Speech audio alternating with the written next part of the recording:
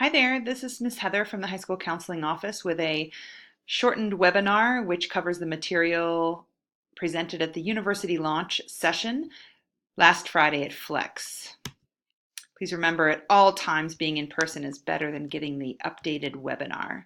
Before we started, we wanted to let you know about all the amazing university visits that are planned for semester 2. You can see that through the months of March, April, and May, there are schools from all over the world coming to visit Nido, so please make sure you use your flex and lunch blocks strategically, summer evening programs, to learn more about schools in different parts of the world. Even if they aren't exactly the right schools you have in your mind or on your list, please understand how you can learn about a particular country system or a particular size university or particular research orientation with the schools that come. I also wanted to remind you that you should be in an active testing cycle this semester. You can see the test dates for the SAT and ACT here on this slide, the TOEFL as well. Another reminder that students are responsible for registering online. Students are responsible for preparation, so please put this into your calendar and register as soon as possible as our test sites do fill, as we are the only test sites in Chile. The most important thing to talk about today is our counseling team and how we're going to work together. You can see here that Mr. Lally and I have been collaborating on kind of your academic trajectory for some time now, as well as with the support of key collaborators like Ms. Ale in the office, Ms. Nalagach for the National Plan and Chilean University-bound students, Mr. Supli for IB students, and of course your grade level advisors. We have been grade level advising up to this point, but now to best reflect and to best support you, the NIDO profile of the student who's applying to multiple countries, we're going to be allocating the grade 11 cohort between Mr. Lally and myself in a different way. So you may have Mr. Lally as your advisor, or you may have me, and we will support your academic planning, your social emotional health, your pathway to graduation, and your university plans comprehensively now, all in one office, when in the past you might have seen Mr. Lally and I teaming up to support a student's university goals. We are going to keep that all under one roof, so to speak, for one counselor, of course collaborating as a team. Just to always be reminded about our core values from the place from which we counsel, your uniqueness as a student, the focus on fit, students being ultimately responsible for all the decision making and the work involved in this process, students also gaining a sense of confidence and identity outside of the university decision admissions process, and of course primary focus on good communication. We are partners in this upcoming program that we are engaging in. There are routines, very strict routines with choreography that for many of you, you'll need to learn multiple routines, but we're here leading you through the steps, and it's very important to practice and to stay connected to us, your partners. We're also your coaches. You're going to set some goals, and we are going to tell you the training regimen required to achieve those goals. Every goal matters. It doesn't need to be the exact same as your friend or neighbor. But we are going to help you understand what you need to get there and ultimately help you run your own race. In addition to counselor allocation from here forward, we are going to now group you together as a cohort into university teams based on country region. This is just to facilitate community, build expertise, build a support network for those students that need to do the same routines for the university admissions process. We're going to color them inspired by the Olympic rings. Every student will receive a Google form which will allow themselves to choose one team to be a part of. We're going to let students self-assign at this point, at this very first juncture. It's possible to change teams, but you need to decide if you'd like to be on the green team, which means you would like to apply to at least one U.S. institution and at least one other country. So even if you are considering applying to the U.S., please join the green team. That's because different processes are sequenced differently, and the green team train leaves the station first. The US process kicks off the soonest. So if you would like to be in that process and then get off the team later, that's fine. Joining the team later is much more difficult. Blue team members are those students interested in applying to countries not including the US. You can see that the red and yellow teams are the most geographically narrow, Chile only and USA only. Please talk with your parents if you're going to choose the red and yellow team, which means that you have a very limited geographic focus and that everybody agrees with that. Right now is the proverbial start line that we are all standing on and going to kick off here at the starting gun. And it appears that, we're off to the races and everybody is engaged in the college process at the same time. In fact, it looks more like this, a real staggered start. And over the years, through our experience and with our intimate knowledge about how to coordinate all of these processes, Mr. Lally and I will make sure the right team is doing the right work at the right time. So there's no need to come see us if in fact red team is not doing work, for example, right now, but the green team is. That is intentional. It's very strategic to help students who are applying to multiple country systems increase the probability of being successful in each one of those systems. So trust us, but different university teams will be doing different kind of work at different times. March through June, the workload is now going to be included into the daily and weekly lives of juniors. You can see that we are going to co-opt flex time on Fridays for many seminars to move through the UniQuest project, which is an in-depth research program to get kids connected to their countries and universities of interest.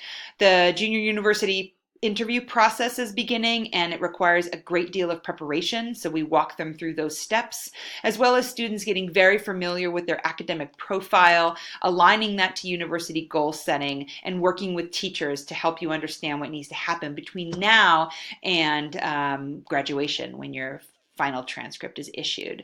We're going to be having university team workshops at study halls for those who have them after school times to do cohort-oriented work to move the research process forward. We're going to be conducting the junior interview process, where this is when we get to go in deep with each individual student. We're going to be assigning dates to that. It's not about who runs to the office and signs up first. We are going to strategically roll out, once we know the university team assignments, we're going to roll out the dates of the junior interview to best suit the whole cohort. And remember, test prep is really important on a consistent basis now, between now and actually first semester of next year if you plan to test at that time. Very important to do two things now, juniors.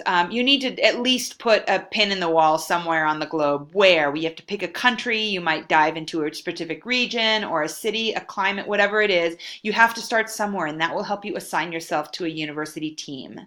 Then to understand kind of how many you can rack up. The fact is that NITO students in general are multiple country candidates, and submitting no more than 10 applications to the entire world. There is no need to submit more than 10. It's going to ask you to do the heavy lifting up in advance to make good decisions about fit. The average number of applications for NITO students, according to previous classes, is around 4 anyway, and 3 to 4 countries. So this is just to let you know there are some meaningful boundaries to this situation, to let you know what is the right size of this application process. Here is just an example of the matriculations from students in the class of 2018. You can see that they went to these countries and applied to many more. In addition to picking a place where to study, the next important question to at least get a handle on is what to study, and at least to put yourself on the spectrum between humanities and STEM.